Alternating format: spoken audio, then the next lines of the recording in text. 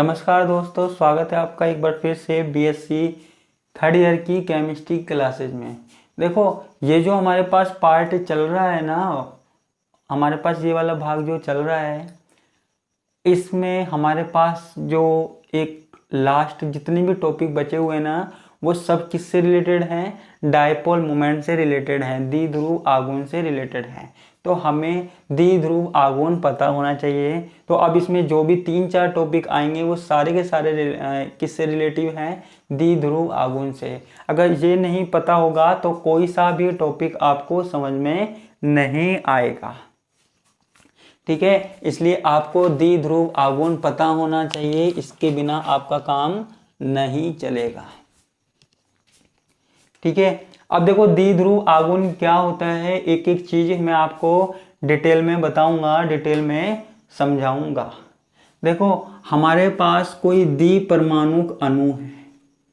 द्विपरमाणुक यानी कि जहां पे दो परमाणु आपस में क्या कर रहे हैं? बॉन्ड बना रहे हैं। दो परमाणु आपस में क्या कर रहे हैं? बॉन्ड बना रहे हैं। ठीक है, आपको पता है जब भी हमारे पास दो परमाणु मिलेंगे, ठीक है, जब भी हमारे पास दो परमाणु मिलेंगे और अणु का निर्माण करेंगे, ठीक है, द्विपरमाणुक अणु में, मैं लिख भी देता हूं साथ में ना, द्विपरमाणुक अणु में संयोजी बंध के निर्माण के लिए, संयोजी बंध के निर्माण के लिए इलेक्ट्रॉन का साझा होता है। इलेक्ट्रॉन का साझा होता है। ठीक है, देखो, जब हमारे पास दो परमाणु आपस में मिले हैं, उन्होंने क्या बनाया है? सहसंयोजक बंध बनाया है। उन्होंने क्या बनाया है? सहसंयोजक बंध बनाया है। अब देखो, जब सहसंयोजक बंध बनता है तो किसकी सहायता से बनता है? इलेक्ट्रॉनों की सहायता से बंध बनता है। ठीक है, आपको पता है जब भी सहसंयोजक बंध बनाना है तो दो परमाणु लेते हैं, जिनमें से ये परमाणु भी एक इलेक्ट्रॉन का साझा कर रहा है, ये परमाणु भी एक इलेक्ट्रॉन का साझा कर रहा है। ठीक है, अब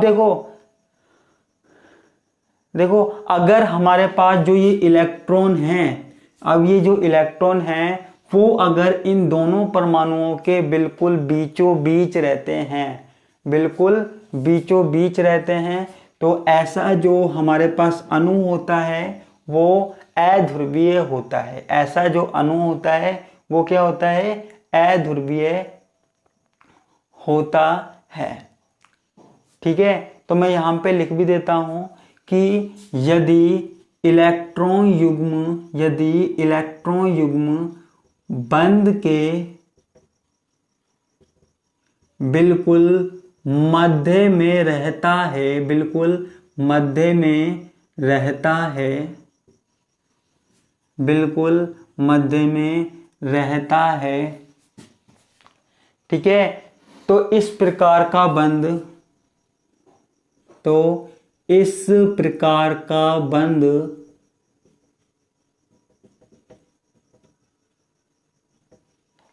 अध्रुवीय होता है।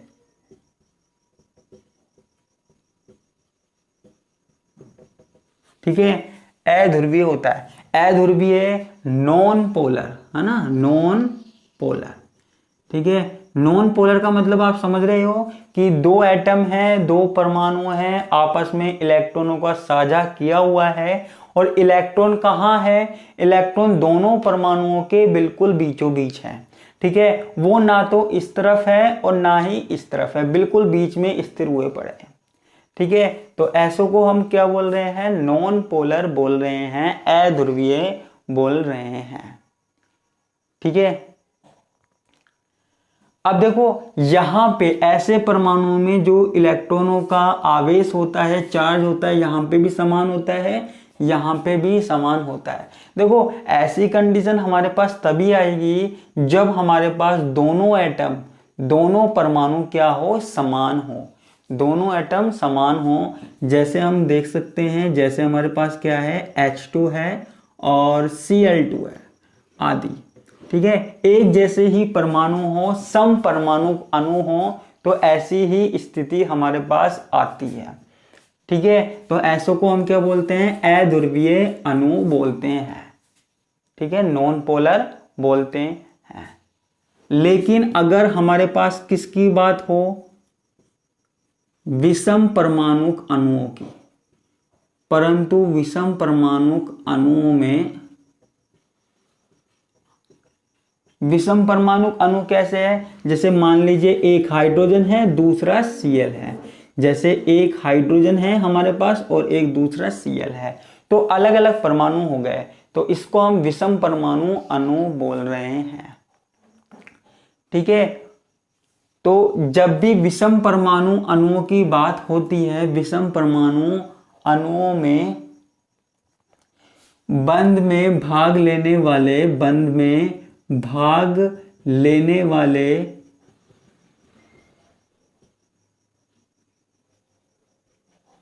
परमाणुओं की विद्युत ऋणता में अंतर होता है। परमाणु की विद्युत ऋणता में अंतर होता है, विद्युत ऋणता में अंतर होता है। अंकित खंडेलवाल अंतर होता है।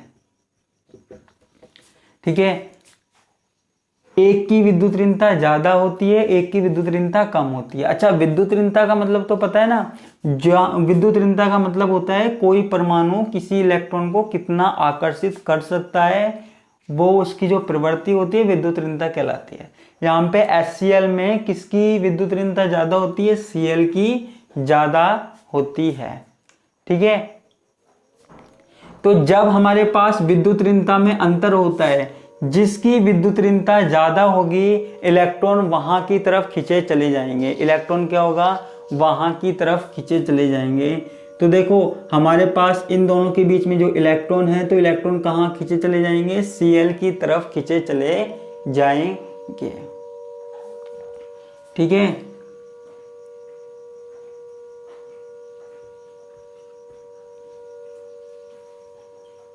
तो इलेक्ट्रॉन युग्म अधिक विद्युत ऋणी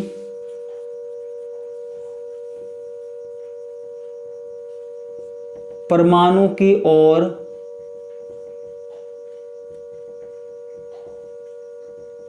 विस्थापित हो जाते हैं।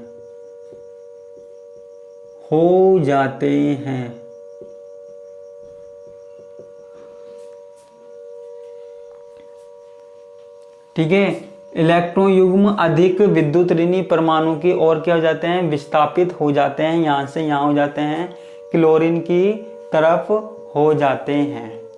ठीक है, जैसे एग्जाम्पल की बात की जाए तो हमारे पास क्या हो जाएगा, HCl हो जाएगा। क्या हो जाएगा बच्चा, HCl की बात हो जाएगी। हाइड्रोजन और क्लोरीन में कौन ज्यादा विद्युत ऋणी है, क्लोरीन है। तो अगर इनके बीच में कोई इलेक्ट्रॉन युग्म है, तो वो ज्यादा कहाँ की तरफ विस्थापित होगा, क्लोरीन की तरफ चला जाएगा। ठीक है, क्योंकि क्लोरीन की विद्युत ऋणता ज्यादा है और हाइड्रोजन की क्या है, कम है। ठीक है, तो जैसे हमने यहाँ पे एग्जाम्पल लिख दिया, जैसे HCl में क्लोरीन अधिक विद्युत ऋणी है, विद्युत ऋणी है। तो इलेक्ट्रॉन का विस्थापन क्लोरीन की तरफ अधिक होता है,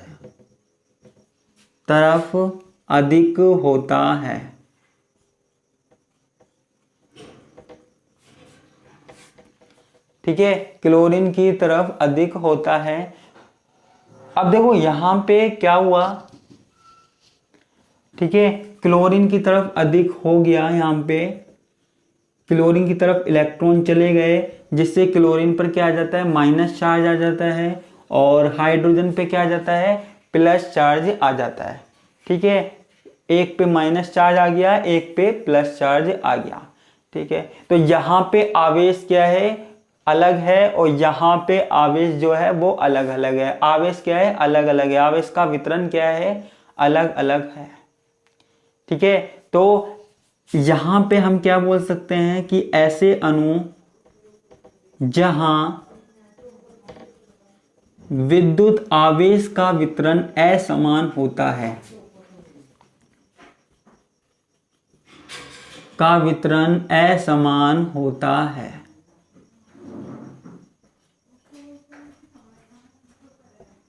असमान होता है, ऐसे अणु जहां विद्युत आवेश का वितरण असमान होता है, हमारे पास क्या कहलाते हैं? ध्रुवीय अणु कहलाते हैं।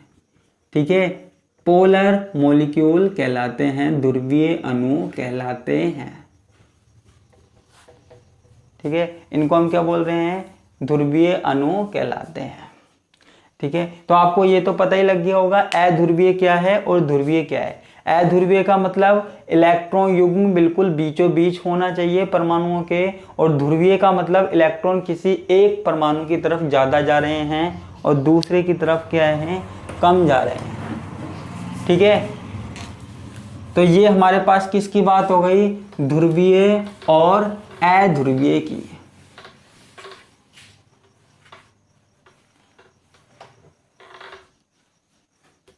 ठीक है, अब हम आगे की बात करते हैं। आगे हम क्या देखते हैं? देखो, कोई अणु कितना ध्रुवीय है, कोई अणु कितना ध्रुवीय है, यानी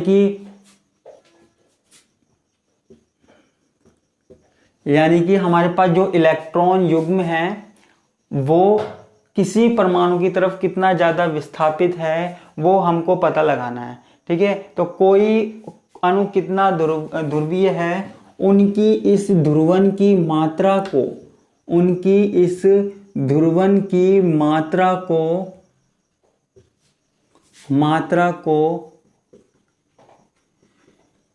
द्विध्रुव आघूर्ण द्वारा प्रदर्शित करते हैं, द्विध्रुव आघूर्ण द्वारा प्रदर्शित करते हैं। ठीक है, जिसको हम क्या बोल रहे हैं? डायपोल मोमेंट बोल रहे हैं। ठीक है, डायपोल मोमेंट समझाने के लिए मुझे इतनी मेहनत करनी पड़ी। ठीक है, द्विध्रुव आघूर्ण जिसको हम म्यू से भी लिख सकते हैं। किससे लिख सकते हैं? म्यू से भी लिख सकते हैं। ठीक है, अच्छा, किसी द्विध्रुव आघूर्ण क्या है?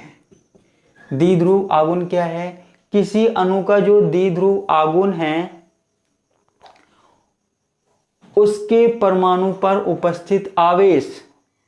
ठीक है, जैसे हमारे पास दो परमाणु हैं, तो हमें दो परमाणु हैं। ठीक है, तो हमें क्या करना है? इसका द्विध्रुव आघूर्ण निकालना है। तो इसका द्विध्रुव आघूर्ण क्या होता है? किसी एक परमाणु पर उपस्थित आवेश। ठीक है, किसी भी परमाणु का आवेश ले लो, चाहे इसका चाहे इसका, किसी परमाणु पर उपस्थित आवेश और इनके बीच में जो दूरी है, इनके बीच में जो बंध बना हुआ है उसकी कितनी दूरी है उसका गुणनफल होता है, उसका मल्टीप्लाई होता है। ठीक है, तो यहाँ पे हम लिखते हैं कि किसी अणु का द्विध्रुव आघूर्ण, किसी अणु का द्विध्रुव आघूर्ण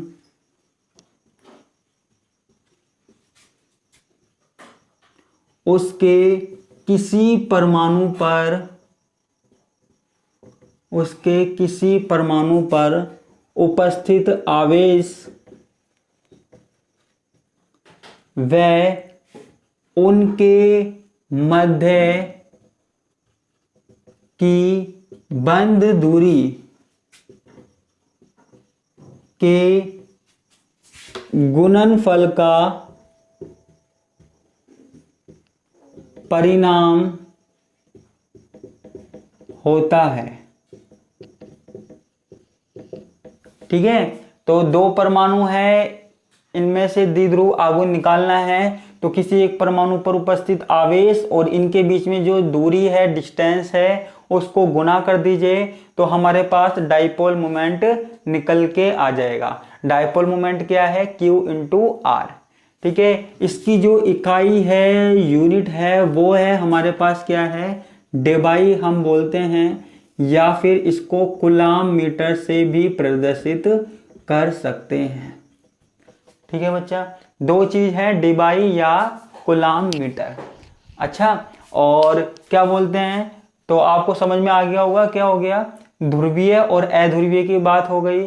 ध्रुवीय और अध्रुवीय में, अध्रुवीय क्या होता है, जहां पे इलेक्ट्रॉन युग्म दो परमाणुओं के बिल्कुल बीचों बीच हो, वो अध्रुवीय है। और अगर इलेक्ट्रॉन युग्म किसी एक परमाणु की तरफ खिसक जाए तो ध्रुवीय है।